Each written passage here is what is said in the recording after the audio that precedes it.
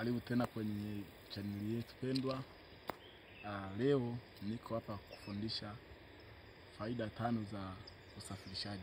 Lakini nianze na maana ya usafirishaji. Usafirishaji ni mchakato wa kusafirisha watu, bidhaa au huduma kutoka sehemu moja hadi nyingine kwa kutumia njia mbalimbali kama vile ndege, baiskeli au meli.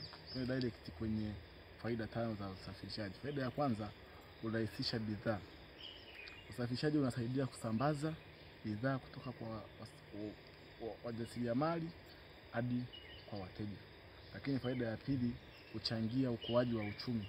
Kwa kusafirisha bidhaa na watu, shughuli za kiuchumi huongezeka na ajira hutengenezwa. Faida ya tatu, huunganisha maeneo mbalimbali. Usafirishaji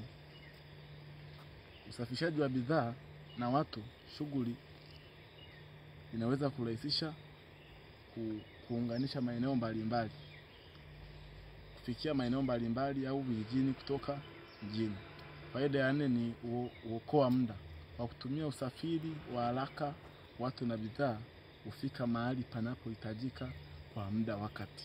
Faida ya 5, husaidia wakati wa dharura. Usafirishaji ni muhimu kwa kutoa msaada, huduma za afya na misaada ya haraka wakati wa majanga.